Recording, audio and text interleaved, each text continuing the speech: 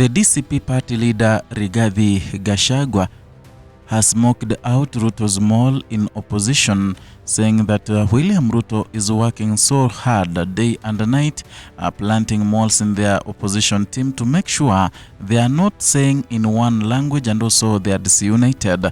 And speaking at a rally, he pointed out that Jeremiah Kioni, who is the deputy party leader of Jubilee, is a mole of Ruto, and he has been planted in opposition to leak information from opposition and also to make sure that opposition is disunited. Watch this video. Mimi nataka niambie principles ya United Opposition. Mkuwe very careful katika vyama vyenu, kwa sababu ndani ya vyama vyenu Kasongo ameweka watu huko ndani kuja kusabaratisha upinzani. Na mimi nimejaribu kuambia nyinyi ya muziki. Jana nimeona kiongozi moja wa chama ambaye iko katika upinzani ameenda pale kwa TV kujaribu kuleta uhasama ndani ya viongozi ya upinzani. Ati anasema Rigiji akisimama ati Kalonzo ataenda wapi? Ati Rigiji akisimama Matiang'i yako wapi? Huyu ni kiongozi anajifanya ako pande yetu, lakini anatumika na Kasongo kuleta uhasama ndani ya viongozi ya upinzani.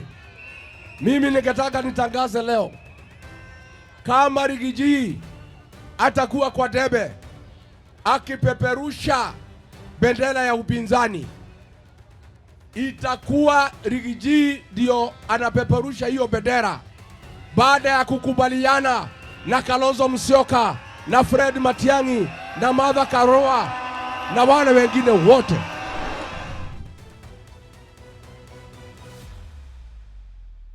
Gachagua said this after an interview where Jeremiah Kioni was being interviewed at Radio Generation, where he pointed out that the case that is ongoing in the courts of Rigathi Gachagua's impeachment may end successfully for Rigathi Gachagua, and once he will be clear to vie for any seat, he will definitely vie for presidential, or rather will be the presidential aspirant, because he won't allow any other person to vie for presidency.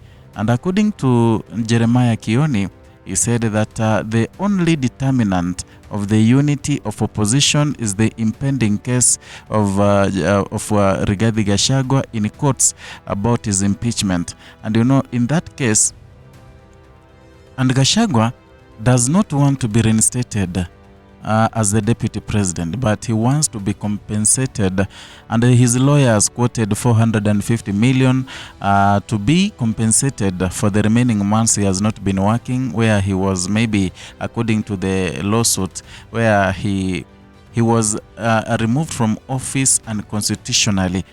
And therefore this tells you that Rigathi Gachagua really wants to be cleared, because they had a case, because Kithure Kindiki is the deputy president right now. It could be a little bit harder. So if he will be compensated 450 million for being illegally impeached as the deputy president, it means he will be cleared to run for any other seat. And therefore, you know, in the opposition team, they agreed that they'll come together and choose one leader, one person who could vie for presidency. And according to Jeremiah Kioni, he does not see any position where Rigathi Gachagua is going to allow anyone else to run for president, and yet he's been cleared to run for any other seat. So according to Kioni, Rigathi Gachagua will vie. Come what may, he will vie for president, and therefore that leaves Fred Matiang'i and Kalonzo Musyoka at crossroads what to do. They will know. They need to chart their way as from now, because that case that is in court will determine the unity of the opposition. Watch this video where Jeremiah Kioni was being interviewed.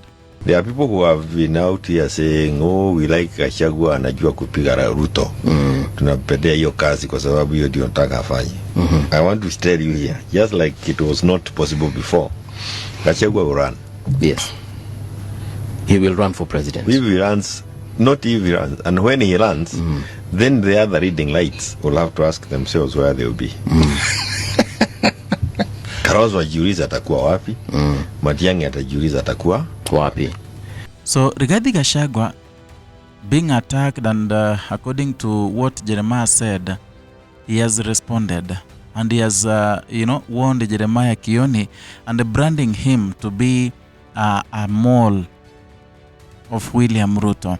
And many people are reading so much into this statement, because if he is calling Jeremiah Kioni Ruto's mole, and Jeremiah Kioni was the one who was really, clapping at Fred Matiang'i to vie for presidency, even before Fred Matiang'i came back to Kenya, and even before Fred Matiang'i resigned from World Bank. That tells you something.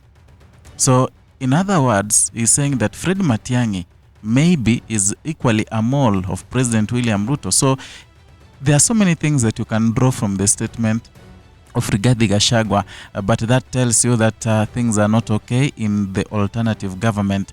But again, among the four principals, that is Fred Matiang'i, Kalonzo Musyoka, Rigathi Gachagua, and Kalonzo Musyoka, if you look at them, only one person has been consistently doing rounds, especially in Mount Kenya. Only one person has been making news. Only one person has been trying harder. You can see Rigathi Gachagua, campaigning even at night.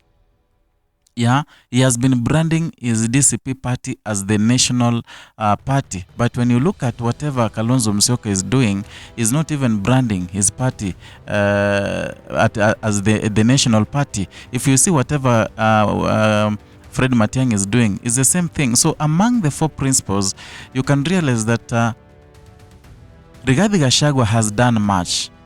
Rigathi Gachagua has really tried so much in the campaign, campaigning for, or rather campaigning William Ruto, especially in Mount Kenya. And he has managed to chase away, let me use the word chasing away, William Ruto from the hearts of people of Mount Kenya. So it's gonna be so difficult, because obviously Rigathi Gachagua will be saying that unajua mimi ndio niko na watu wengi hapa, I have a lot of following, I want to be the president. And there were chances, or there were at a time when they wanted to choose who would be the flag bearer of the opposition team. Every indication was leading to Kalonzo Musyoka. Even Rigathi Gachagua, the way he was mentioning, the way he was quoting his things, his statements, you could see that he had put some weight on Kalonzo Musyoka, unlike Fred Matiang'i, and that thing brought a lot of issues, and including Matiang'i saying that the method that will be used to determine who to run for president from opposition, it should be purely scientific.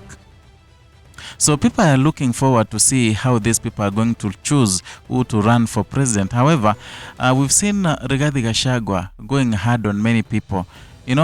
We all know that Rigathi Gachagua is a man of comebacks. So when you attack him, be sure he will reply, and whatever he'll reply to you, you won't like it. So I'm waiting to see how it happens. Many people are waiting to see. And equally, there is now Sifuna wave. Everything changed after Sifuna rose. Yeah. And he got many people loving him. He got attached to many people's hearts.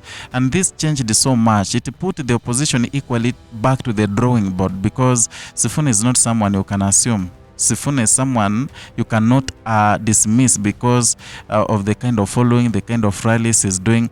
And if you ask me, among those people who may vie for president, that is Edwin Sifuna and the four principles of alternative government, only one person look presidential, and that is Edwin Sifuna, because he's someone who can do rallies elsewhere in this country. If you look at what, let's start with Fred Matiang'i. Fred Matiang'i is one person who holds rallies in Kisii and Nyamira, goes to comfort zone. Some other time you see him in Mlima Kenya, in Kajiado, and that is all. He's someone who cannot mount a serious rally. He cannot plan and do a rally that can be talked about in Kenya. Rigathi Gachagua has been making a lot of inroads within Mount Kenya. He doesn't go out, yeah, unless the time he went to Kisii, but you know it was a alternative government, and Fred Matiang'i is the one who called him there as the alternative government. And also he has tried to be in the coastal region, but ajaienda kwingine. You see, Kalonzo Musyoka is another person who depends solely on Fred, or rather on Rigathi Gachagua. Yeah, so things are not okay in opposition, and the case of Rigathi Gachagua will determine what happens next in opposition. Are they gonna be united towards 2027, or or the opposition is gonna be dismantled? I don't know what you think, but you can write your comment down there in the comment section. Let us talk, let us have a discussion. Perhaps it can form a basis of whatever we're gonna talk about in the next video. If you're new here, consider subscribing, like and sharing our content, and equally hit the notification bell so that you can be receiving notifications each and every time we bring you a new content.